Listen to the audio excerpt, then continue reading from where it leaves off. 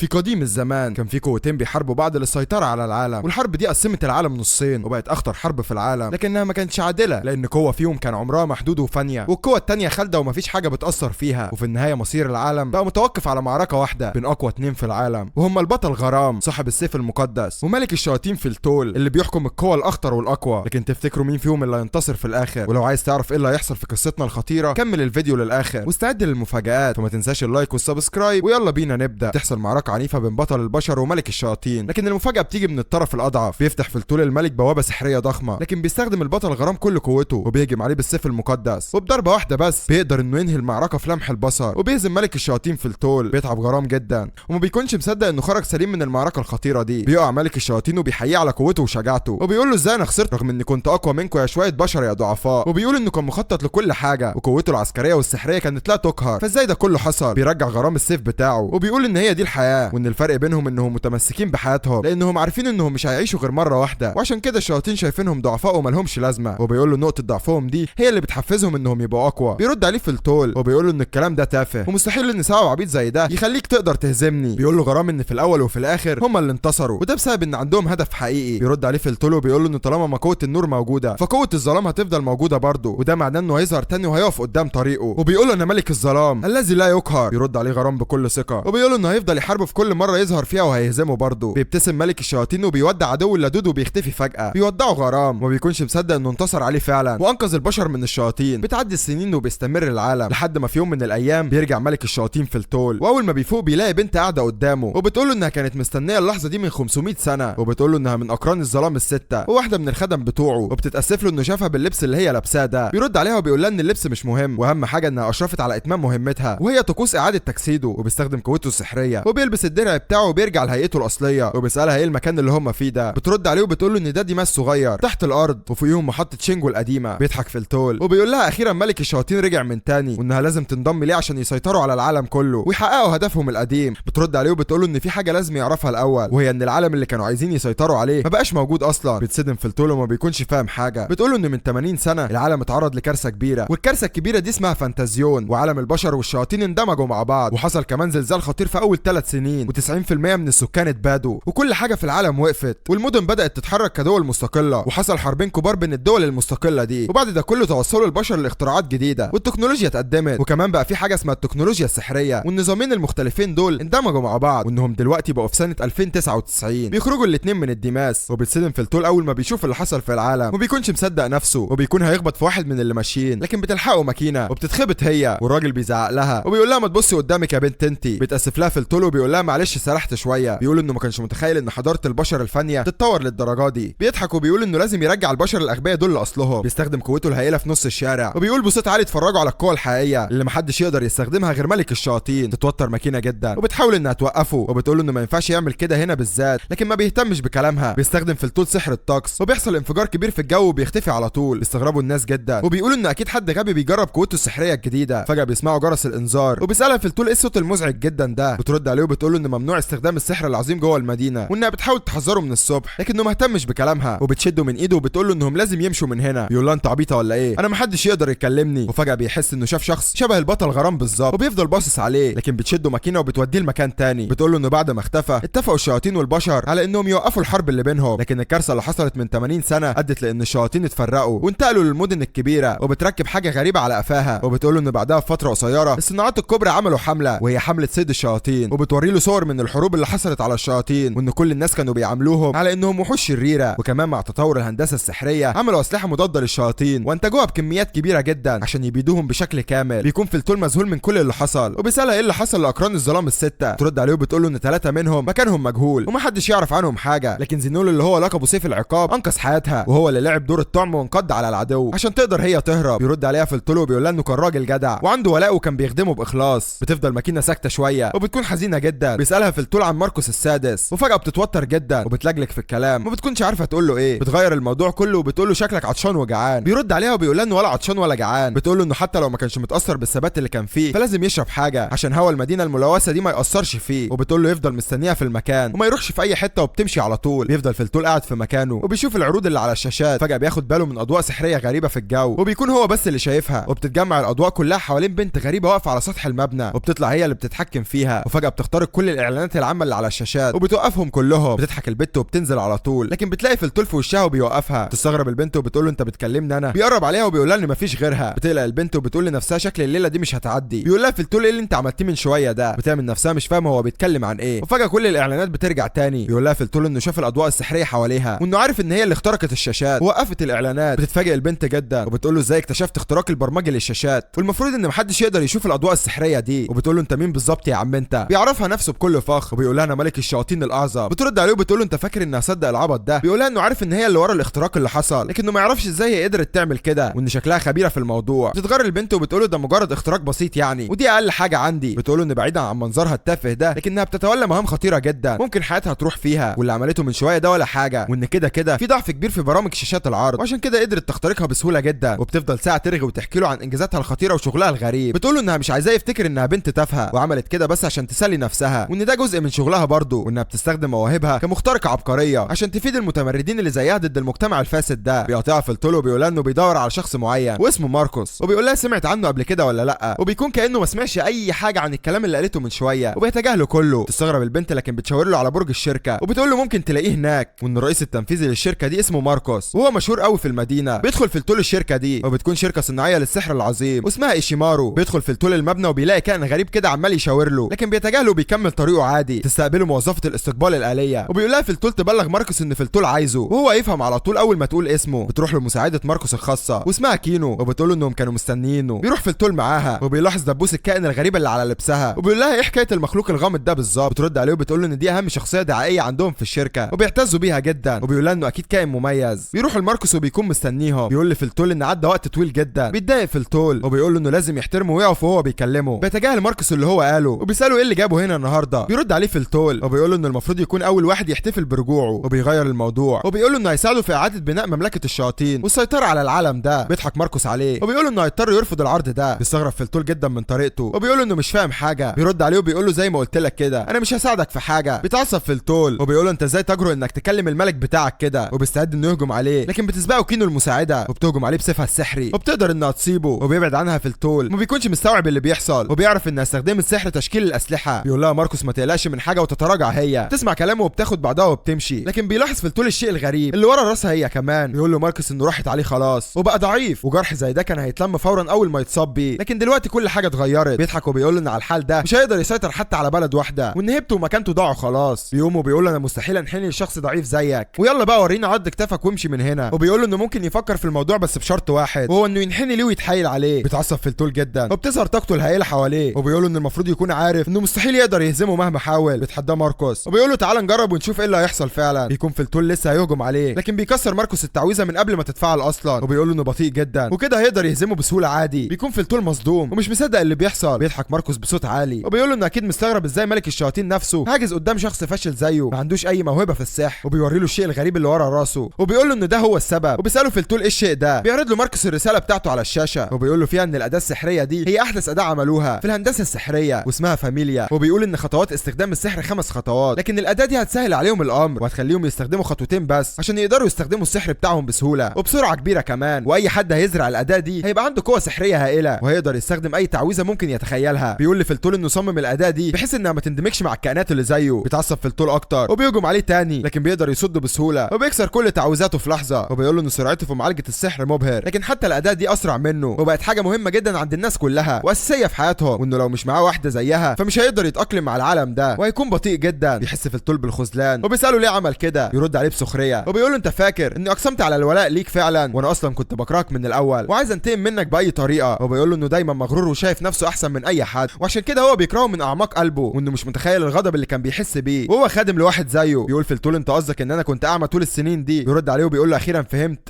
انك كنت اعمى فعلا. وبيطرده تاني وبيقول له انه مش عايز يشوف وشه تاني ابدا وبيستخدم قوته السحريه وبيهجم عليه وبيقدر انه يسيبه اصابه شديده وبيوقعه على الارض وفجاه بيستخدم تعويذه تانيه وبيحدفه بره المبنى خالص. وبيقول لنفسه اخيرا وهم ملك الشياطين القديم انتهى خلاص وانا هبقى ملك الشياطين الحقيقي. بيستخبى فلتول في شارع ضيق وبيكون لسه مش مستوعب اللي حصل وقدرته على الشفاء بتكون ضعيفه جدا وما بيقدرش انه يعالج جروحه الخطيره. بيخرج بسرعه لكن بيلاقي قدامه مجموعه من الاشخاص وبيخبط في واحد فيهم بيشتموا فلتول وبيقول له انه غبي وهبل. بتكون ماكينه بتدور عليه في الشارع وبتكون قلقانه جدا وفجاه بتسمع صوت خبطه قويه جدا وبيكون الاشخاص الغريبه دول هجموا على فلتول ووقعوه وبيفضلوا واقفين قدامه وبيضحكوا عليه. بيفتكر فلتول خسارته قدام قدام البطل غرام، وبيقول لنفسه انه مش فاهم ليه بيحصل معاه كده، والمفروض ان هو اقوى شخص في العالم. تلحقه ماكينه وبتاخده معاها وبتتاسف له على اللي حصل وانها سابته لوحده وهو ما يعرفش اي حاجه عن العالم ده، وبتقول له انها كانت متردده انها تقول له على خيانه ماركوس ليهم. بيرد عليها وبيقول له انه في الحالتين كان هيبقى عايز يروح له ويشوفه بنفسه. وبعدها بيوصلوا لمكان غريب وشبه متدمر، وبتقول له ان المكان ده اللي هي عايشه فيه دلوقتي. بيطلعوا بيتها وبيقول لها ان الغرفه دي صغيره جدا على انها تكون مخزن. بترد عليه وبتقول له ان الغرفه دي هي بيتها كله اصلا. بيضحك في التول وبيقول لها انها اكيد بتهزر. بترد عليه وبتقول له ان مرتبها قليل جدا وعشان كده هي عايشه على قدها. بيقول لها في التول انه من النهارده هيفضل معاها وهيستعيدوا عالمهم من تاني مهما حصل. بنرجع بالزمن وبتكون ماكينه بنت منبوذه وكل الناس بتكرهها وبيقولوا عليها شيطانه شريره. وفي يوم بيكونوا موقفينها على حافه البركان وبيقولوا لها ان هي سبب الكارثه اللي نزلت عليهم ولازم تموت بابشع طريقه، وبيحدفوها بالطوب لكن جروحها بتختفي بسرعه. وبيقرروا انهم يحدفوها من على الحافه وفعلا بيزقها واحد منهم وبيحدفها في البركان، لكن بتحصل حاجه غريبه في اخر لحظه وبيظهر ظل غريب وبيستولي عليها وبينقذها وبيرجعها تاني لحافه البركان. وبيظهر في الطول قدام الناس وبيقول لها انها بنت جميله وعندها قوه مميزه وهتكون خساره كبيره لو فضلت هنا مع الناس دي، وبيطلب منها انها تروح معاه وتبقى الخادمه بتاعته. بتكون ماكينه مذهوله لكنها بتوافق وبتروح معاه. بنرجع للواقع وبتصحى ماكينه من النوم على صوت المنبه. بتقوم عشان تحضر الفطار وفجاه بتستدعي جنيه صغيره واسمها إيليك. بتصبح عليها وبتقول لها تاريخ اليوم والساعه ودرجه الحراره، وبتسالها ماكينه هي كويسه ولا لا. بترد عليها باجابه ملهاش علاقه بالسؤال وبتقول لها ان اداه الفاميليا الخاصه بيها شغاله كويس وكل حاجه زي الفل. بتقول لها ماكينه ان ده ما كانش قصدها بس ما علينا يعني. بتخلص ماكينه تحضير الفطار وبتصحي في التول. بيقوم وبيستغرب اول ما بيشوف الاكل وبيقول لها انه ما شافش الحاجات دي قبل كده بس شكلها لذيذ، وبيبدا ياكل. وبتكون ماكينه قلقانه انه ما يعجبوش الاكل لكن بيقول لها انه لذيذ وبتفرح ماكينه جدا. بعدها بتقدم له المشروب بتاعه وبيسالها لو تعرف مكان اي شيطان تاني غير ماركوس الخاين. بترد عليه وبتقول له انها عارفه ان في شياطين كتير نجوا من صيد الشياطين لكنهم بداوا يختفوا مؤخرا وما بيظهروش تاني، وانها كمان فقدت كل اتصالاتها باعوانها اللي كانوا قريبين منها وبتتمنى انهم يكونوا مستخبيين في مكان امن. بيسالها في الطول هل عمليات صيد الشياطين دي لسه مستمره ولا لا. بترد عليه وبتقول له ان عمليات الصيد انتهت من سنين طويله، وبتقول له انها راحت للمكان اللي اعوانها كانوا عايشين فيه بعد ما فقدت الاتصال بيهم وكل حاجه كانت متدمره وكأن معركه كبيره حصلت، لكن سابوا رساله وراهم وهي عباره عن جمله واحده بس وهي فرن خالد. بيتوتر في الطول وبيجي يمسك المشروب بتاعه بيتدلدق منه. بتتفاجئ ماكينه وبتقلق عليه جدا. بيقول لها انه كويس لكن اثار الجروح اللي اتصاب بيها لسه مأثره فيه وان قدراته على التجدد انهارت، وانه لما عمل تعويذته في السماء كانت المفروض تختفي كل الغيوم وكان بكامل قوته لكنها اختفت في لحظه وكل حاجه اتدهورت بشكل كبير بعد ما رجع تاني من الثبات العميق. بترد عليه وبتقول له ان ده عشان الهدف اللي كان مصدر قوته بقى شبه مش موجود في العصر الحديث. بيقول لها ان عدم وجود اشخاص حواليه يعترفوا بيه ويخدموه اثر عليه بالسلب وانه دلوقتي اتنسى خلاص. بترد عليه وبتقول له انه بقى جزء من التاريخ بالنسبه للناس. بيستخدم قوته السحريه وبيرجع المشروب اللي اتدلق للكوبايه تاني وبيقول لها ما تقلقش وان كل اللي عليه انه يرجع شغفه وهيبته تاني وانه هيعمل بحث بسيط على المنطقه لان القاعده في المكان ده ممله جدا. بتقول له انت متاكد انك هتقدر تعمل كده؟ بيرد عليها وبيقول لها انه كويس كفايه انه يعيش حياته اليوميه عادي وانه لو فضل قاعد هنا من غير ما يعمل اي حاجه فكده هيضر جسمه اكتر. بتقول له حس كده بقى تعالى معايا نتسوق ونشتري حاجات للبيت. يوافق وبيروح معاها وبتقول له انهم الاول لازم يشتروا لبس جديد غير لبس الفرسان اللي هو لابسه ده لان اللبس ده انقرض من زمان. بيدخلوا متجر غريب وبتقول له يقف على الدايره السحريه. بيستغرب في الطول وبيقول لها ايه المكان ده. بترد عليه وبتقول له انها هتعمل له فحص ثلاثي الابعاد. ما بيكونش فاهم اي حاجه من اللي هي بتقولها لكن بيسمع كلامها وبيقف على الدايره السحريه. بتقول له انها كانت عايزه توفر له لبس بجوده احسن من لبس المتجر ده لكنك عارف اللي فيها وان الحاله الماديه مش قد كده اليومين دول. بيضحك في الطول وبيقول لها الحاجات دي مش مهمه لواحد وسيم زيي وحتى اللبس الرخيص مش هيقدر يغطي على اناقتي وهبي. تساله ماكينه هل عنده اي تفضيلات او خيارات معينه في اللبس. بيرد عليها وبيقول لها انه هيسيب كل حاجه ليها وهي اللي تختار على ذوقها. بتؤمر ماكينه الجنيه إيليك انها تختار انسب حاجه من حيث التكلفه والجوده. بتظهر إيليك وبتسمع كلامها فورا وبتعرض لها اللبس اللي بيطابق الشروط اللي قالتها ومنهم بدله رياضيه. بتتفاجئ ماكينه وبتقول بصوت واطي انه اكيد مش هيوافق يلبس بدله رياضيه لكن بيروح لها في الطول وبيقول لها انها هتبقى مناسبه ليه وان تصميمها بسيط لكن ما فيهوش ولا غلطه وان ده الشكل المثالي اللي بيدور عليه. تستغرب ماكينه منه وبتكون خايفه تعرض له الرسمه اللي على اللبس بس المفاجاه انها بتعجبه جدا وبيقول لها تبع الشعار ده. بترد عليه وبتقول له انه شكل كتاب قديم وكانت الدول اللي ازدهرت هي اللي بتستخدمه. بيسالها ايه معنى اللي مكتوب. تتوتر جدا وبتقول له ان معناه هو ملك الشياطين. بيجهز اللبس وبتاخده ماكينه وبتمشي. بيوقفها في الطول وبيقول لها انها لسه ما دفعتش ثمن الفلوس عشان تمشي كده. بترد عليه وبتقول له ان الدنيا اتطورت على الاخر والدفع دلوقتي بقى تلقائي وكالعاده ما بيكونش فاهم حاجه بس بيمشي وراها وخلاص. بعدها بيروحوا ياكلوا وبيسالها في الطول ايه شكل اداه الفاميليا دي. بترد عليه وبتقول له قصدك ايه يعني. بيقول لها بغض النظر عن ماركوس الخاين واللي عمله لكن الاداه دي مميزه جدا وانه عايز يعرف كل حاجه عنها. بترد عليه وبتقول له انها مريحه جدا ومناسبه لكل الاشخاص وانها بتستخدم للسحر بشكل خاص لكن ممكن يستخدموها لتجميع المعلومات والتسويق وان كان في جهاز انتقال كمان وبيعمل لهم كل الوظائف لكن التنقل بيه كان مشكله فاستغنوا عنه. بيقطعها في الطول وبيقول لها انه عايز يلمس الاداه دي وبيلفها بسرعه وبيقول لها ما تتحركش خالص. بتكون ماكينه متوتره جدا لكن ما بتقدرش تعترض. فجاه بتظهر إيليك وبتقول ان في تسارع غير عادي في نبضات قلبها وضغط الدم. بتسكتها ماكينه قبل ما توديها في داهيه وبتقول لها تسكت خالص. بيقول لها في الطول انه فحصها خلاص وبيقول لها هي ما بتضايقكيش وانت لازقاها على قفاكي كده. بترد عليه وبتقول له انها كانت غريبه في الاول لكن بعد كده اتعودت عليها وبقى صعب بالنسبه لها انها تعيش حياتها اليوميه من غيرها لكن في نفس الوقت وجودها مش بيحسن الحياة.